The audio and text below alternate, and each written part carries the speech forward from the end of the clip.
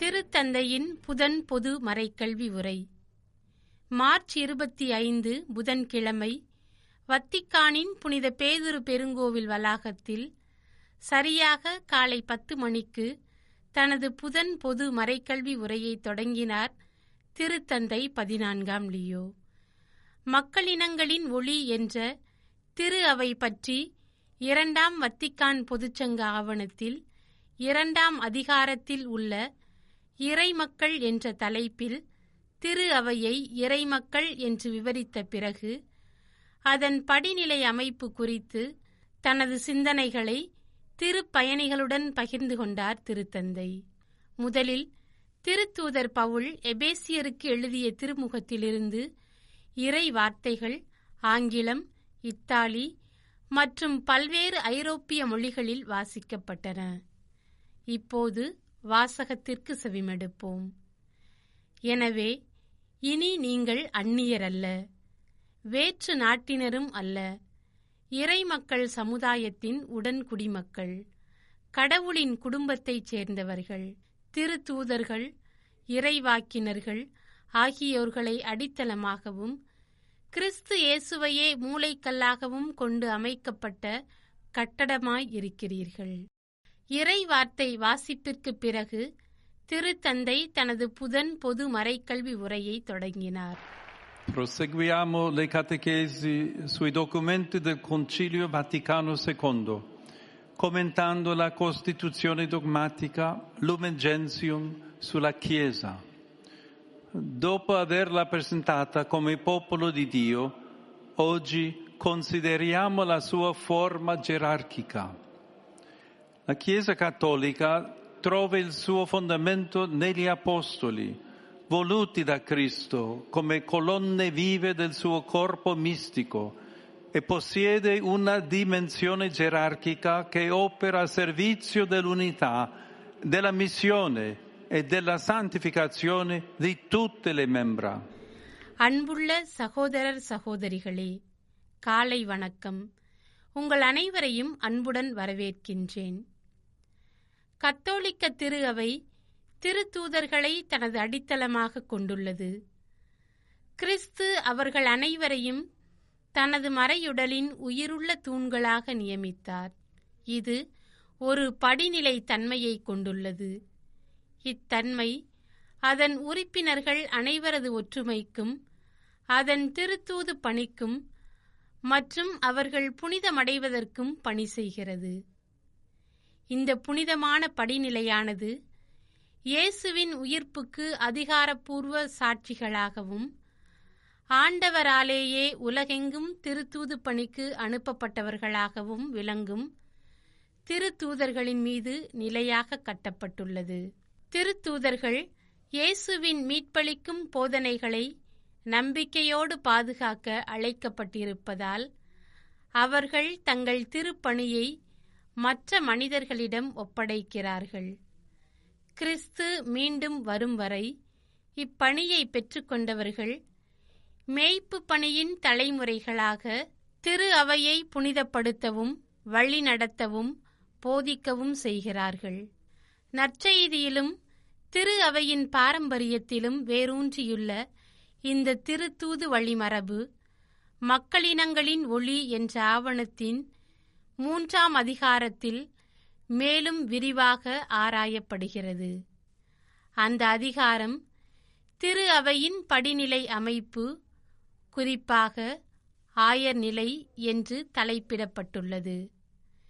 திரு அவையின் படிநிலை அமைப்பு என்பது ஒரு சமூக அமைப்பாக அதன் உள் நிர்வாகத்திற்காக உருவாக்கப்பட்ட வெறும் மனித கற்பனை அல்ல, மாறாக கிறிஸ்து திருத்தூதர்களிடம் ஒப்படைத்த திருத்தூது பணியை உலகம் முடியும் வரை நிலைத்திருக்கச் செய்வதற்காக ஏற்படுத்தப்பட்ட ஒரு இறை நிறுவனம் என்று பொதுச்சங்கம் அறிவுறுத்துகிறது.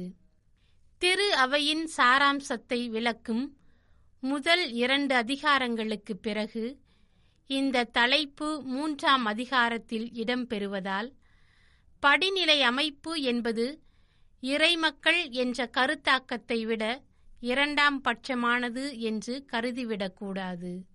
மக்களினங்களுக்கு என்ற ஆவணத்தில் குறிப்பிட்டுள்ளபடி திருத்தூதர்கள் ஒரே சமயத்தில் புதிய இஸ்ரவேலின் வித்தாகவும் புனிதமான படிநிலை அமைப்பின் தொடக்கமாகவும் இருந்தனர்.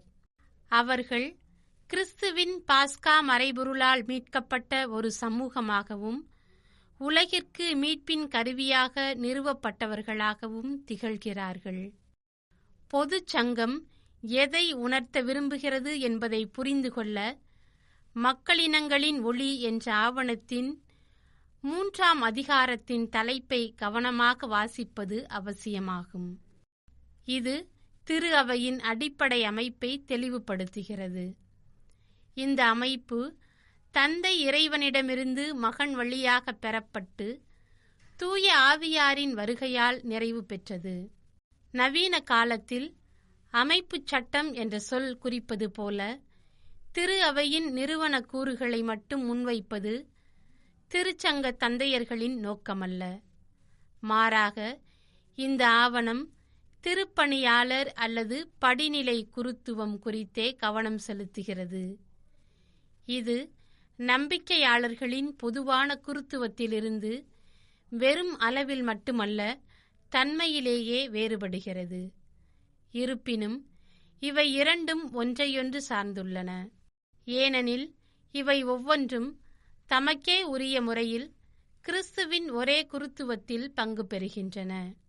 எனவே திரு அவையில் பணியாற்றுவதற்காக புனித அதிகாரம் அருளப்பட்ட மனிதர்களிடம் ஒப்படைக்கப்பட்ட திருப்பணியை பற்றி திருச்சங்கம் பேசுகிறது. இது குறிப்பாக ஆயர் நிலை, அடுத்ததாக குருத்துவ நிலை மற்றும் திருத்தொண்டர் நிலை ஆகியவற்றை ஒரே திருநிலைப்பாட்டு அருள் சாதனத்தின் நிலைகளாக விளக்குவதில் கவனம் செலுத்துகிறது. படிநிலை என்ற அடைமொழியின் மூலம் நல்ல ஆயராகிய இயேசுவின் செயலில் திருத்தூது பணிக்கு இருக்கும் புனித தொடக்கத்தையும் அதனுள் இருக்கும் உறவுகளையும் சுட்டிக்காட்ட பொதுச்சங்கம் விரும்புகிறது. முதலாவதாக ஆயர்களும் அவர்கள் வழியாக அருள் பணியாளர்களும் திருத்தொண்டர்களும் சில பணிகளை ஏற்றுக்கொண்டிருக்கிறார்கள். இறை மக்கள் அனைவருக்கும் பணிபுரிய இப்பணிகள் அவர்களிடம் ஒப்படைக்கப்பட்டுள்ளன. இதன் மூலம் இறை மக்கள் அனைவரும் சுதந்திரமாகவும் நேர்த்தியாகவும் ஒரே இலக்கை நோக்கி பயணம் செய்து மீட்பை அடைய முடியும். இந்த திருத்தூது பணியின் கூட்டு பொறுப்பு மற்றும் சமூகத்தன்மையை மக்களினங்களின் ஒளி என்ற ஆவணம் மீண்டும் மீண்டும் திறம்பட நமக்கு நினைவூட்டுகிறது. ஆண்டவர் தமது மக்களின் மேய்ப்பர்களிடம் ஒப்படைத்துள்ள இந்த பணி ஒரு உண்மையான பணியாகும். இது திருவிவிலியத்தில் மிக முக்கியமாக டயகோனியா, அதாவது திருப்பணி என்று அழைக்கப்படுகிறது என்பதை இந்த ஆவணம் மீண்டும் உறுதிப்படுத்துகிறது. எனவே திருத்தந்தை புனித 6ஆம் பவுல் ஏன் படிநிலை அமைப்பை இவ்வாறு விவரித்தார் என்பது இப்போது தெளிவாகிறது. கிறிஸ்து தமது திரு அவைக்கு விட்டுச் சென்ற நம்பிக்கை புதையல், முன்மாதிரிகள், கட்டளைகள் மற்றும் அருள் கொடைகள் ஆகியவற்றை சிதையாமல் கனி தரும் வகையில் பரப்புவதையும் உறுதிப்படுத்துவதையும் நோக்கமாக கொண்டு கிறிஸ்துவின் அன்பிலிருந்து பிறந்த ஓர் உண்மை நிலையே இந்த படிநிலை அமைப்பு. அன்பு சகோதர சகோதரிகளே, நமது ஆண்டவர் தமது திரு அவைக்கு நற்செய்தி பணியில் ஆர்வமிக்கவர்களையும் திருமுழுக்கு பெற்ற அனைவரின் நலனுக்காக தங்களை அர்ப்பணிப்பவர்களையும் உலகின் எல்லா பகுதிகளுக்கும் துணிச்சலோடு செல்லும் மறை பணியாளர்களையும் திருப்பணியாளர்களாக அனுப்பி வைக்க வேண்டுமென்று அவரிடம் உருக்கமாக மன்றாடுவோம். இவ்வாறு தனது மறைக்கல்வி உரையை நிறைவு செய்தார் திருத்தந்தை. இறுதியாக இயேசு கற்பித்த இறைவேண்டல் ஜெபத்திற்குப் பிறகு அனைத்து திருப்பயணிகளுக்கும் தனது திருத்தூது ஆசீரை வழங்கினார்.